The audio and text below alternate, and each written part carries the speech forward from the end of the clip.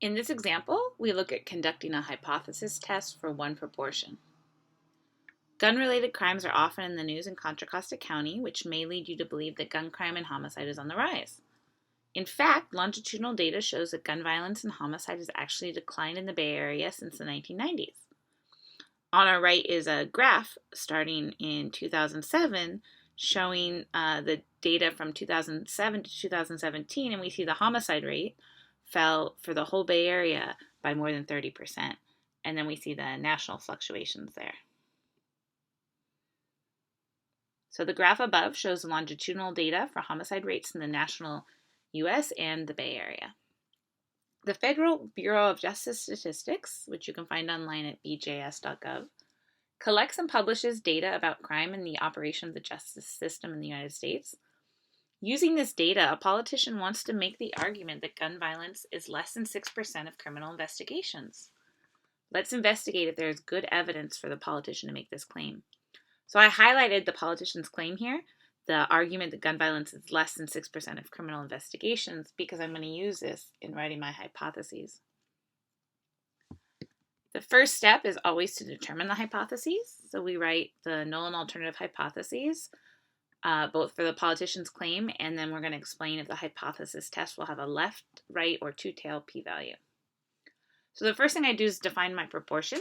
So my lowercase p here is the proportion of all criminal investigations that are related to gun violence. So my null hypothesis, h sub 0 in symbols, is that proportion equals 6% or 0.06 as a decimal. My alternative hypothesis, my competing claim, based on what the politician believes, is that that proportion is less than 0.06. And so I've labeled them here as my null hypothesis and alternative hypothesis just to make it really clear. The h sub 0 and h sub a tell anybody right away which hypothesis is which. So if you're using the shorthand, it's not necessary to write out null and alternative, we'll know. And then we think about how this is going to look on the normal distribution. So we say the p-value will be left-tailed since we use the lesson inequality. And so I drew a sketch out here of a normal distribution. At the center is my population proportion. So that's the 0.06. And our claim is that the true proportion is less than that. So we're going to be over here on the left side below that 0.06 value when we look for our p-value, our capital P for probability value. So step 2 is to collect the data. So we're going to suppose the local police department selects a random sample of 400 criminal investigations. In this random sample, 21 of the criminal investigations are gun violence. So we calculate the statistic for this data and check the calculations n times p hat and n times 1 minus p hat to make sure we can use a normal approximation. Since we have p is 0.06 here, we could use that as well instead of p hat. Either way, we'll see we have enough data. So p hat is 21 out of 400 or 0.0525, so less than the 6%, so similar to what the politician claimed, but we have to see is it significant or not. So n times p hat would be 400 times 21 out of 400, and 21 is the answer there, and that's greater than 10, so we have definitely enough data here. And then n times 1 minus p hat would be 400 times 1 minus the 21 over 400, or 400 times 379 over 400. So that would be 379, which is also greater than 10. Since we have this p, the claim of 6%, 0.06, we could also instead do 400 times 0.06 and 400 times 0.94, which would be 1 minus 0.06. So either way, we see we get more than 10. And so that tells us we can use a normal approximation because we have to check to make sure in each group there are at least 10 data points. So step 3 is to assess the evidence. So remember, we assume the null hypothesis is true. We're trying to determine, could the data from the random sample come from the population described by the null hypothesis? So we're going to use StatCrunch to set up a mathematical model. So I'm going to head into StatCrunch and select Stat, Proportion Stats, one sample, and then this is going to be with summary because we're not working with a data file. We have the data given from the local police. So anytime you're given the values in a word problem like this, you select with summary. If I tell you go look up a data file in StatCrunch, then you would do it with data. So we're going to head into StatCrunch and do this calculation. I don't need to open any sort of data files, so I'm just going to click here on the yellow box to open a blank StatCrunch. And I'm going to go to Stat, and we're doing categorical data, so we go down to Proportion Stats. This is just one sample, and then we choose with Summary. So our successes are what we're counting. So in statistics language, we think about going through a pile, in this case of criminal investigations, and you say, here's one that's gun violence, and you pull that out. So we think of that as a success. There's nothing actually successful in life about gun violence. But that's going to be what we're counting in the numerator. And then our observations is the total criminal investigations from this random sample, and that's 400. Now we're going to do a hypothesis test. So we make sure this first bubble is clicked. If we wanted a confidence interval, we would check the second bubble. And then we're going to change our proportion. The default's always 0.5, 50%, to be 6% or 0.06. And what I like about StatCrunch is as soon as I fill this in the top row, it automatically fills it in the alternative hypothesis in the bottom row. So whatever value you put in for your null hypothesis also has to be the same value you're using in the alternative hypothesis. And so StatCrunch does that for us. Now we do need to determine which inequality we want to use in the alternative hypothesis. So we want to use the less than inequality based on how we wrote our alternative hypothesis. So you click on the pull down and choose less than. And then I'm going to scroll down, and I like to see the normal distribution plot, so I check the box for p-value plot. And then we hit compute, and you can drag your window a bit bigger. So StatCrunch runs through the formula, which we'll look at together in a minute, and it finds the sample proportion for us, which is a match for what we got when we did 21 divided by 400.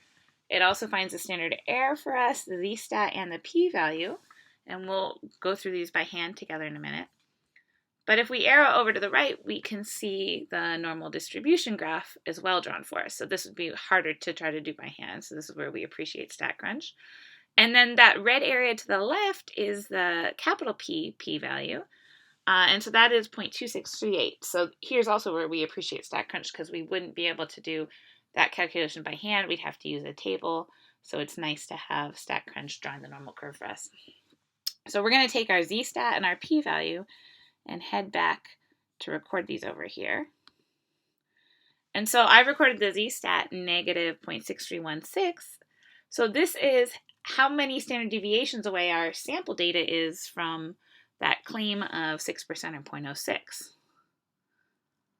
So part D says, remember that the z-stat, also known as the z-score, so those terms get used interchangeably in statistics books and also by me, is a count of how many standard deviations the statistic is from the center of the distribution. Based on the z-score and normal distribution plot, does the statistic, our p-hat in this case, seem significantly far from the center of the distribution? So we say the statistic p-hat is within one standard error of the claimed value p equals 0.06 of the center, right? We were at negative 0.63 standard deviations, so we weren't even as low as one standard deviation below that center. So we would say this is not unusual. So the statistic does not seem significantly far from the center. Remember, to be in unusual territory, we have to be more than 2 standard deviations below or above the center of our normal distribution. So now, how do we assess the evidence or make a decision based on these results? A small p-value indicates that it is unlikely that the actual sample data came from the population described by the null hypothesis. More specifically, a small p-value says that there's only a small chance that we will randomly select a sample with results at least as extreme as the data if the null hypothesis is true. So the smaller the p-value, the stronger the evidence against the null hypothesis. In practice, we often compare the p-value to 0.05. We reject the null hypothesis in favor of the alternative if the p-value is less than or equal to 0.05. The value 0.05 isn't particularly special. 0.04 or 0.06 would meet our needs at a similar level. In 1926, statistician Ronald Fisher wrote, "It is convenient to draw the line at about the level at which we can say either there is something in the treatment or a coincidence has occurred such as does not occur more than once in 20 trials. So if 1 in 20 does not seem high enough odds, we may, if we prefer, draw the line at 1 in 50. So that would be the 2% point. Or 1 in 100, that would be the 1% point. So statisticians have used 0.05 as the default ever since. But again, there's nothing special. If you want to say that you prefer using 4% or 6%, that's fine. And then sometimes we'll say let's use 10% or a 1% level depending on the kind of scenario we're analyzing. When the p-value is less than or equal to 0.05, we also say that the difference between the actual sample statistic and that assumed parameter value is statistically significant. So we want to think about our hypothesis. So does the p-value from this hypothesis indicate that the difference between the sample statistic and the parameter value is statistically significant?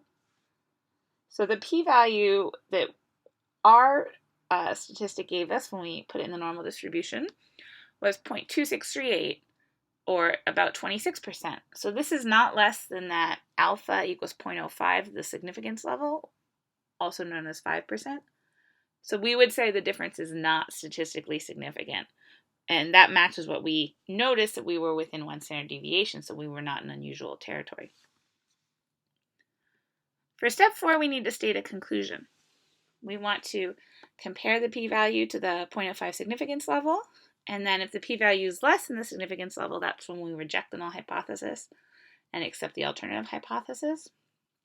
If the p-value is greater than the significance level, this is when we fail to reject the null hypothesis.